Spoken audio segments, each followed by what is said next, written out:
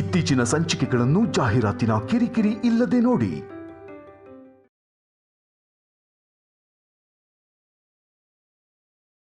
ಸಾರಿ ಸಿದ್ದು, ನಾನು ಹೋಗ್ಲಿಲ್ಲ ಅಂದಿದ್ರೆ ನಿಂಗೆ ಪರಿಸ್ಥಿತಿ ಬರ್ತಿರ್ಲಿಲ್ವೇನೋ? ಏನು ಇಲ್ಲ ತಾಯಿ, ಅದು ನಿಜಾನೇ. ನೀನ್ ಹೋಗಿದ್ದಕ್ ತಾನೆ ನಿನ್ ಗಂಡ ಇಲ್ಲಿವರೆಗೂ ಹುಡ್ಕೊಂಡ್ ಬಂದಿದ್ದು. ಇಲ್ಲ ಅಂದಿದ್ರೆ ಇಷ್ಟು ದಿನ ಇಲ್ದೇ ಇರೋ ಅನುಮಾನ ಇವಾಗ ಯಾಕೆ ಬರ್ತಾ ಇತ್ತು? ಅಮ್ಮ, ಇದನ್ ತಗೋ.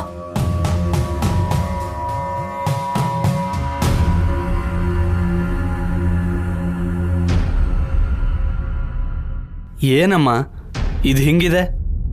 ಕಷಾಯ ಕಣೋ. ವಿಷ ನಿನ್ ತಲೆಗೆ ಹತ್ತದೇ ಇರೋ ಹಾಗೆ ನಿನ್ನ ಕಾಪಾಡ್ಕೊಳ್ಳೋಕೆ ಏನಾದ್ರೂ ಮಾಡ್ಬೇಕಲ್ಲ.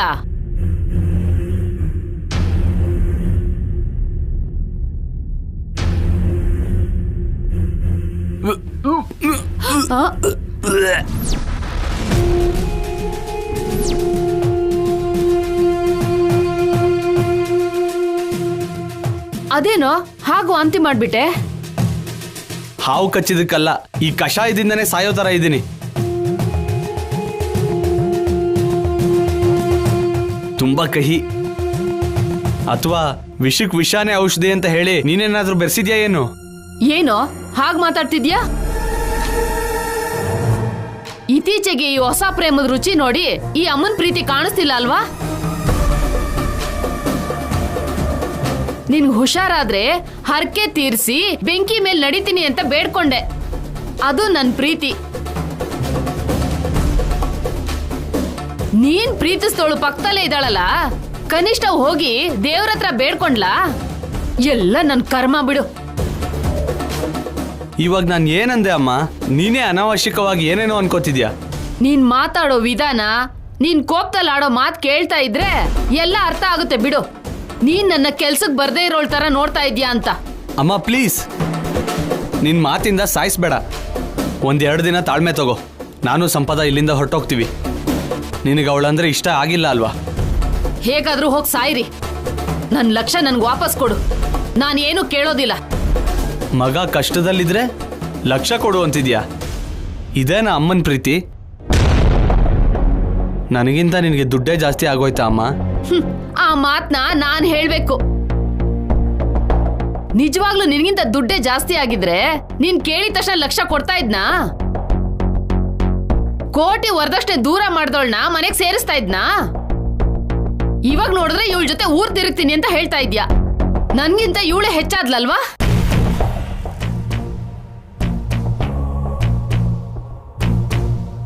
ಇಷ್ಟಕ್ಕೂ ಇವಳು ಹೇಗೋ ಪ್ರೀತಿ ಮಾಡ್ದೆ? ದುಡ್ಡಿದ್ಯಾ? ಇಲ್ಲ. ಒಳ್ಳೆ ಜಾತಕನ? ಅದು ಇಲ್ಲ. ನೀನ್ ಹೇಳ್ದಷ್ಟು ಅಂದವಾಗೋ ಇಲ್ವಲ್ಲೋ? ನನ್ಗನ್ಸುತ್ತೆ ನಿನ್ಗೇನೋ ಮೋಡಿ ಮಾಡಿದಾಳೆ. ಅದಕ್ಕೆ ಇವಳು ಹಿಂದೆನೆ ತಿರುಗ್ತಾ ಇದ್ಯಾ. ಅಮ್ಮ ಸಾಕ್ ನಿಲ್ಸು. ಮೊದ್ಲಿಲ್ಲಿಂದ ಹೊರಟೋಗು.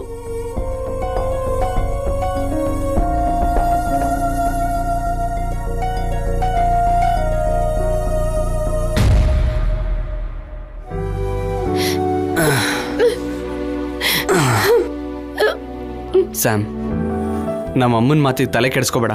ನಾವು ನಾಳೆ ಜಾತ್ರೆಯಲ್ಲಿ ಮಗುನ್ ಕರ್ಕೊಂಡು ನಮ್ಮಮ್ಮ ಬಚ್ಚಿಟ್ಟಿರೋ ದುಡ್ಡು ತಗೊಂಡು ಹೊರಟೋಗ್ತೀವಿ. ನನ್ನ ನಂಬು.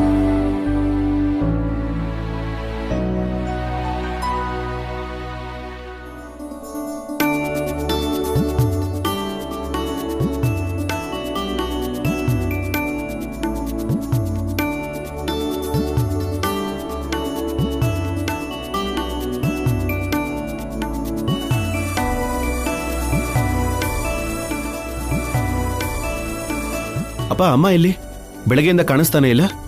ಊರಲ್ಲಿ ಜಾತ್ರೆ ನಡೀತಾ ಇದೆ ಅಲ್ವಾ, ಹಾಗೆ ಹೊರಗಡೆ ಹೋಗಿ ಯಾರು ಜಾಸ್ತಿ ಬೆಲೆ ಸೀರೆ ಉಟ್ಕೊಂಡಿರೋ ಅದನ್ನ ನೋಡಿ ಅವ್ರಿಗಿಂತ ಚೆನ್ನಾಗಿ ರೆಡಿ ಆಗ್ಬೇಕು ಅಂತ ಹೋಗಿರೋ ಹಾಗಿದೆ. ಹೌದಾ? ಓಕೆ ಅಪ್ಪ, ನನಗೊಂದು 10 ನಿಮಿಷ ಕೆಲಸ ಇದೆ, ನಾನು ಈಗಲೇ ಬರ್ತೀನಿ. ಆ ಅತ್ತೆ ಮನೆಯಿಂದ ಪೂಜೆ ಸಾಮಗ್ರಿಗಳನ್ನ ತಗೊಂಡು ಹೋಗ್ಬೇಕು. ಬೇಗ ಬಾ. ಫೈಲ್ ಕೊಟ್ಟು ಬರೋದು ಅಷ್ಟೇ ಅಪ್ಪ, ನೀವು ಅಷ್ಟ್ರಲ್ಲಿ ರೆಡಿ ಆಗ್ಬಿಡಿ. ಸರಿ, ನೀನ್ ಹೋಗ್ಬಾ. ಮಾವಯ್ಯ, ಅತ್ತೆ ಎಲ್ಲಿಗೆ ಹೋದ್ರು ಅಂತ ನಿಮ್ಗೂ ಹೇಳಿಲ್ವಾ? ನಿಮ್ಮ ಅತ್ತೆ ಮಾಡೋದು ಒಳ್ಳೆ ಕೆಲಸ ಆದ್ರೆ ಮೆಚ್ಕೋತೀವಿ ಅಂತ ಹೇಳ್ತಿದ್ಲು. ಮಾಡೋದು ಕೆಲ್ಸಕ್ಕೆ ಬರ್ದಿರೋ ಕೆಲಸಗಳು 4 ಜನರಿಗೆ ನೋವು ಕೊಡೋ ಕೆಲಸ ತಾನೆ. ಬೈತೀವಂತ ಹೇಳಿರಲ್ಲ. ಕೆಲ್ಸಕ್ಕೆ ಬರೋ ಕೆಲಸ ಮಾಡಕ್ಕೆ ಹೋಗಿದ್ದೆ.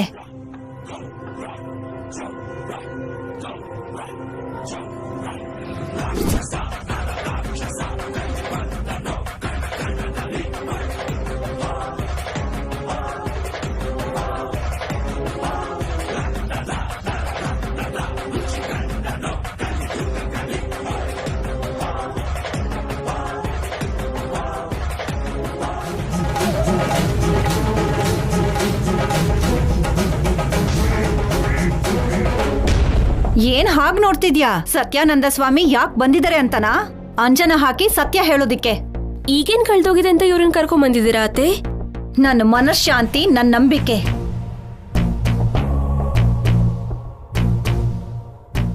ಅರ್ಥ ಆಗ್ಲಿಲ್ವಾ? ನಿನ್ ಕೈಯಲ್ಲಿರೋ ಮಗು ಯಾರ್ ಮಗು ಅಂತ ನನಗ್ ಗೊತ್ತಾದ್ರೇನೆ ಮನಃಶಾಂತಿ ಸಿಗೋದು.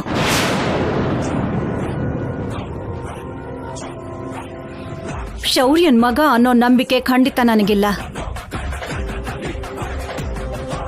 ಶುಭ ಅಂತ ಊರಲ್ಲಿ ನಡೀತಿರೋ ಅಮ್ಮವ್ರ ಜಾತ್ರೆಗೆ ನಾವೆಲ್ಲ ಹೋಗ್ತಿದ್ರೆ ಈ ಟೈಮಲ್ಲಿ ಏನ್ ದಮಯಂತಿ ನಿಂದು? ಮೋಕ್ಷ ಶೌರ್ಯನ್ ಮಗ ಅಂತ ಶೌರ್ಯನೇ ನಂಬ್ತಾ ಇದ್ದಾನೆ. ಮತ್ಯಾಕ್ ನಿನಗೆ ಸಂಶಯ ದಮಯಂತಿ? ನಮ್ ಮನೇಲಿ ನಾನ್ ಅಂಜನ ಹಾಕ್ಸಿದ್ರೆ ನಿನಗೇನಾಯ್ತು? ಅವತ್ತು ಸ್ವಾಮಿಗಳನ್ನ ನೀವ್ ಕರ್ಸಿ ಅಂಜನ ಹಾಕ್ಸಿದ್ರಲ್ಲ, ಆಗ ಅಂಜನ ಯಾಕೆ ಅಂತ ನಾನ್ ಕೇಳಿದ್ದಕ್ಕೆ ಒಬ್ರಾದ್ರೂ ಕೇಳಿದ್ರಾ? ಇಲ್ವಲ್ಲ.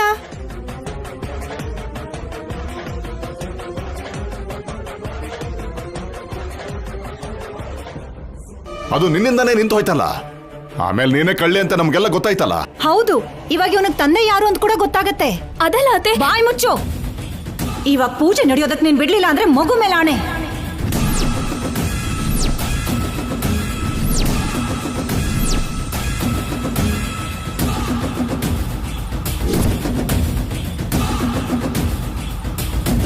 ದಮಯಂತಿ,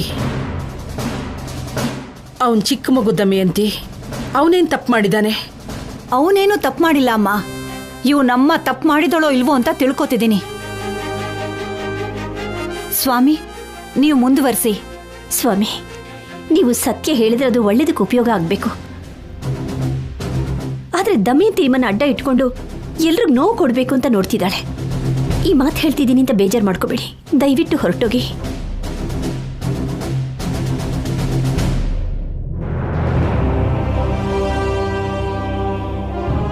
ಸ್ವಾಮಿ, ನೀವು ನನಗೆ ಮಾತು ಕೊಟ್ಟಿದ್ದೀರಾ, ಮಾತಕ್ಕೆ ತಪ್ತೀರಾ? ಅಮ್ಮನವ್ರ ಉಪಾಸಕರು ನೀವು. ಸುಳ್ಳು ಹೇಳಿ ಮಧ್ಯದಲ್ಲೇ ಕೈ ಬಿಟ್ಟು ಹೋಗ್ತೀರಾ?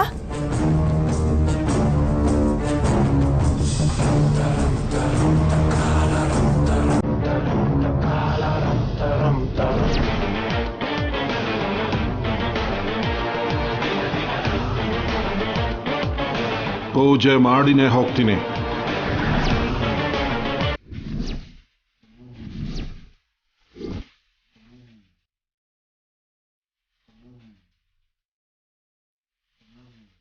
ನಿಮಗ್ ಬೇಕಾಗಿರೋದನ್ನೆಲ್ಲ ಚಿಟ್ಕಿಲ್ ಸಿದ್ಧ ಮಾಡ್ತೀನಿ.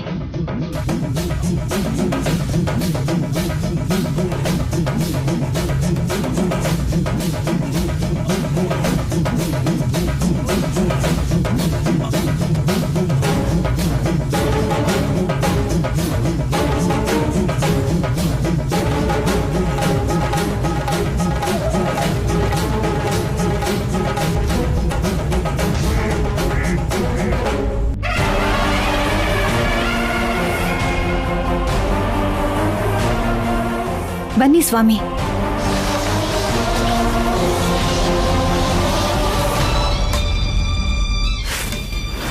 ಭಗವಂತ, ಏನ್ ಮಾಡಕ್ ಹೊರಟಿದ್ಯಪ್ಪ?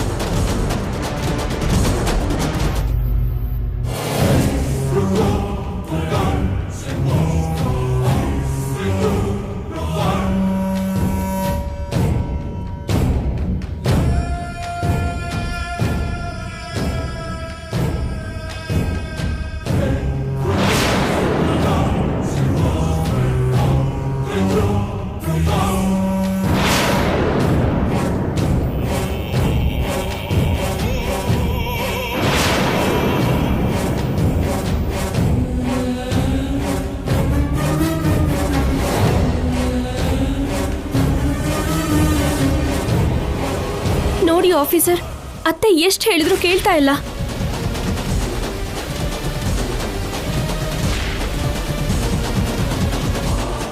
ಏನಮ್ಮ, ಏನ್ ನಡೀತಾ ಇದೆ? ಮೋಕ್ಷ ಯಾರ್ ಮಗ ಅನ್ನೋದು ಇವಾಗ ಗೊತ್ತಾಗತ್ತೆ ಶೌರ್ಯ.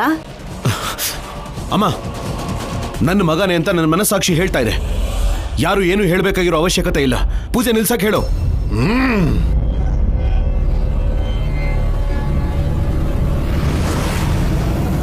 ಶೌರ್ಯ, ಒಂದ್ 10 ನಿಮಿಷ ಸುಮ್ನೆ ಇರೋ, ಎಲ್ಲಾ ಸಮಸ್ಯೆಗಳಿಗೂ ಪರಿಹಾರ ಸಿಕ್ಬಿಡತ್ತೆ. ಏನು ಅವಶ್ಯಕತೆ ಇಲ್ಲಮ್ಮ.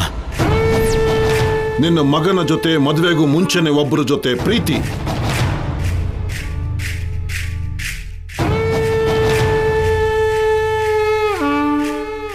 ಹಸೆಮಣೆ ಕೂಡ ಹತ್ತಿದ್ಲು ನಿನ್ ಸೊಸೆ. ಮದುವೆ ಆದ್ಮೇಲೂ ಕೂಡ ಆ ಪ್ರೀತಿ ಹೋಗಿಲ್ಲ. ಮನಸ್ಸಲ್ಲಿ ಅವನೇ ಇದ್ದಾನೆ.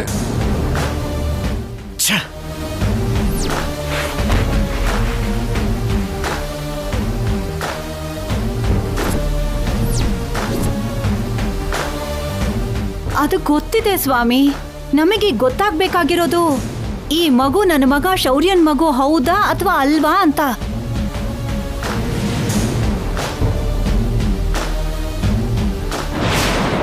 ಅಮ್ಮ ಪ್ಲೀಸ್, ನಿನ್ನ ಕೈ ಮುಗಿತೀನಿ, ಈ ಟಾಪಿಕ್ನ ಬಿಟ್ಬಿಡು.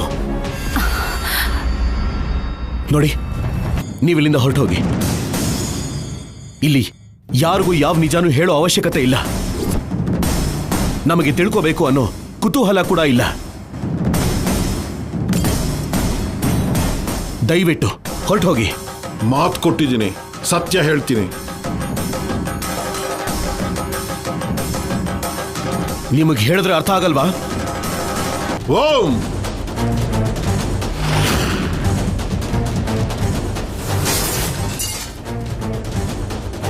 ಶೌರ್ಯ, ಶೌರ್ಯ,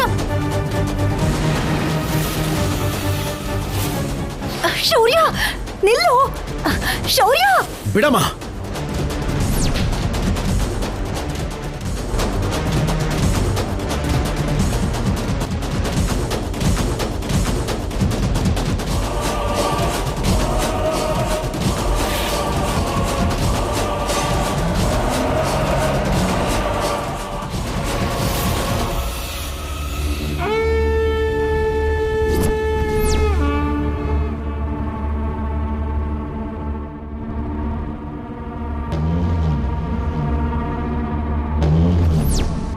ಪೂಜೆನ ಮಧ್ಯದಲ್ಲಿ ಹಾಳು ಮಾಡೋದು ತಪ್ಪು. ಈ ತಪ್ಪಿಗೆ ಶಿಕ್ಷೆ ಅನುಭವಿಸ್ತೀಯ. ಮುಂದೆ ಬರುವ ದಿನಗಳಲ್ಲಿ ಈ ಮನೆಯಲ್ಲಿ ಶಾಂತಿ ಇರೋದಿಲ್ಲ.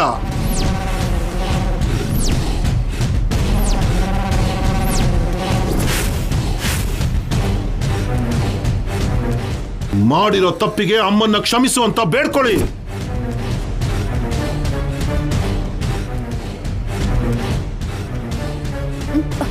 ಸ್ವಾಮಿ,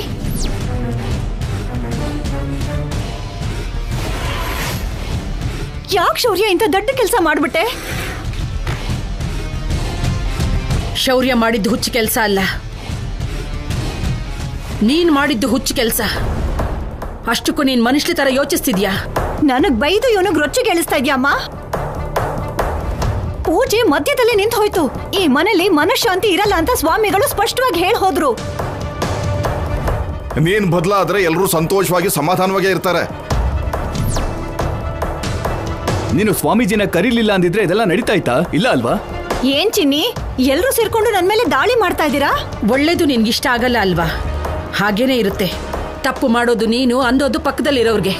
ನಾನೇನ್ ಮಾಡ್ದೆ ತಪ್ಪನ? ಹಾ, ತಪ್ಪು ಮಾಡಿರೋರು ನಿಮ್ಮವರು, ತಪ್ಪು ಮಾಡ್ತಾ ಇರೋದು ನಿಮ್ಮವರು.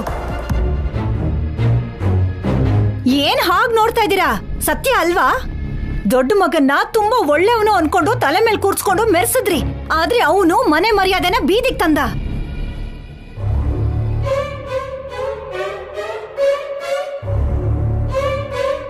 ಆಮೇಲೆ ನನ್ ಮಗನಿಗೆ ಬಂಗಾರದಂತ ಸಂಬಂಧ ಬರ್ತಾ ಇದ್ರು.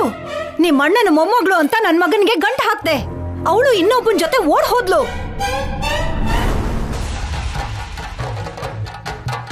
ಅವಳು ಓಡ್ ಹೋಗೋದಿಕ್ಕೆ ಅವಳು ಪಕ್ಕದಲ್ಲಿದ್ದು ಸಹಾಯ ಮಾಡಿದ್ದು ನಿಮ್ ಮುದ್ದಿನ ಮೊಮ್ಮಗಳು. ಈಗ ಈ ಮಗು ಸಿದ್ದು ಮಗು ಅಂತ ಕಲ್ಯಾಣಿ ಗೊತ್ತಿದ್ರು ನಿಜ ಹೊರಗ್ ಬರೋದಕ್ ಬಿಡ್ತಾ ಇಲ್ಲ. ಮಧ್ಯದಲ್ಲಿ ನನ್ನ ಮಗ ತಲೆ ಕೆಡಿಸ್ಕೊಳ್ಳೋ ಹಾಗೆ ಮಾಡಿದೀರಾ. ಚಿಚಿ, ಏನು ಮನೇನೋ ಏನು ಮನುಷ್ಯರೋ ನಾಚಿಕೆ ಇಲ್ದಿರೋ ಜನ್ಮಗಳು. ದಮಯಂತಿ ದಮಯಂತಿ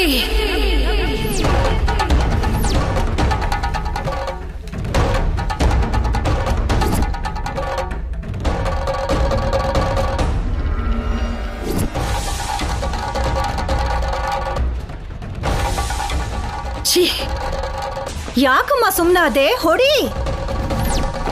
ಉತ್ತರ ಕೊಡಕ್ಕಾಗದೆ ಇರುವಾಗ ನಿಮ್ಮೆಲ್ರಿಗೂ ಗೊತ್ತಿರೋದು ಇದೇ ತಾನೇ. ನೀವೆಲ್ರೂ ಒಂದೇ. ನಾನೇ ಈ ಮನೇಲಿ ತಪ್ಪಾಗಿ ಹುಟ್ಬಿಟ್ಟಿದ್ದೀನಿ.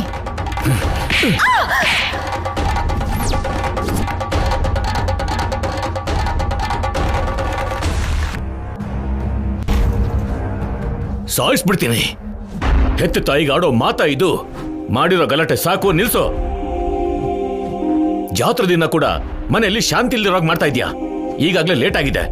ಹರಕೆನ ಅಮ್ಮವರಿಗೆ ಸಮರ್ಪಿಸಿ ಒಳ್ಳೆ ಬುದ್ಧಿನ ಕೊಡು ಅಂತ ಬೇಡ್ಕೋ.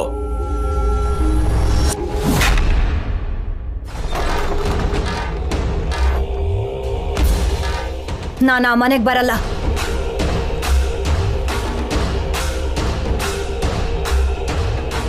ಸ್ವಾಮೀಜಿ ಹೇಳಿರೋ ಮಾತು ನೆನ್ಪಿದೆಯಲ್ವಾ? ಅಮ್ಮವ್ರನ್ನ ಕ್ಷಮಿಸು ಅಂತ ಬೇಡ್ಕೋ ಅಂದ್ರು. ಇಲ್ಲ ಅಂದ್ರೆ ನಿನ್ ಮಗನ್ ಜೀವನ ಚೆನ್ನಾಗಿರ್ಲ ಅಂತ ಕೂಡ ಹೇಳಿದ್ರಲ್ವಾ?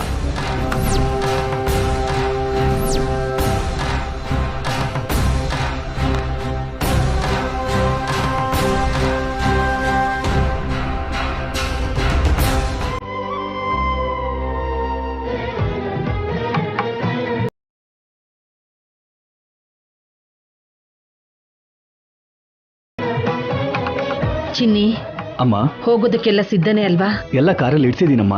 ಸರಿ, ನಾವಿನ್ ಹೊರಡೋಣ.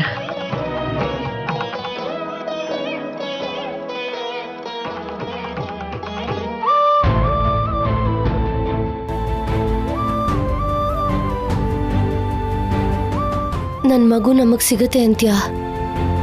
ನಾವು ನಿಜವಾಗ್ಲೂ ಮಗುನ ಕರ್ಕೊಂಡು ಹೋಗ್ತೀವಾ? ಏನ್ ಮಾಡಾದ್ರೂ ಸರಿ, ಮಗುನ್ ನಿನ್ ಕೈಯಲ್ಲಿ ಇಡ್ತೀನಿ. ನೀನು, ನಾನು, ಮಗು ಮೂವರು ಆನಂದವಾಗಿ ಒಟ್ಟಿಗೆ ಇರ್ತೀವಿ. ಇನ್ಮೇಲೆ ನಿನ್ನ ಮಗುಗೋಸ್ಕರ ಫೀಲ್ ಆಗೋದಿರಬಾರ್ದು. ನಿನ್ನ ಕಾನ್ಸಂಟ್ರೇಷನ್ ಎಲ್ಲ ಆ್ಯಕ್ಟಿಂಗ್ ಮೇಲೆ ಇರಬೇಕು ಸ್ಯಾಮ್. ನಿಮ್ಮಮ್ಮಂಗೆ ನಾನು ಇಷ್ಟ ಆಗಲ್ಲ. ನಿಮ್ಮಮ್ಮ ಹೇಳ್ದಾಗೆ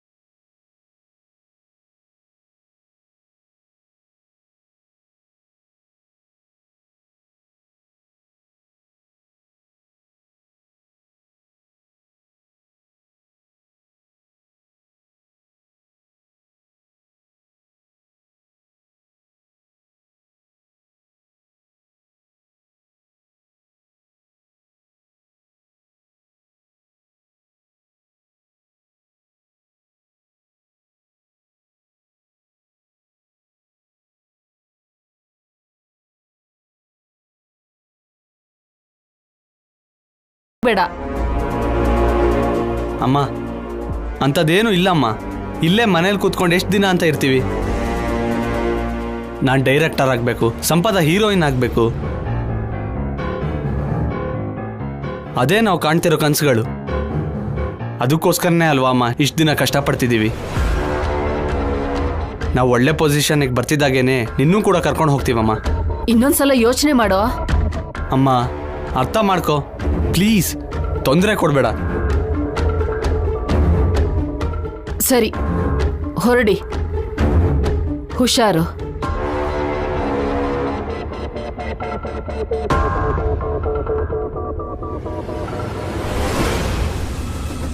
ಬೆಳ್ದಿರೋ ಮಗನಿಂದ ದೂರ ಇರೋ ಹಾಗಾಗಿದೆ. ಯಾವಾಗ ಏನ್ ವಿಷಯ ಬರುತ್ತೋ ಅಂತ ಭಯದಿಂದ ಬದುಕೋ ಹಾಗಾಗಿದೆ. ಇಷ್ಟಕ್ಕೂ ಇದಕ್ಕೆಲ್ಲ ಕಾರಣ ಶಿವ ಪಾರ್ವತಿ ಕುಟುಂಬದವ್ರು ತಾನೆ. ಅವರೆಲ್ಲ ಆನಂದವಾಗೇ ಇದ್ದಾರೆ, ನನ್ನ ಮಗನ್ನ ಬಿಟ್ಟು.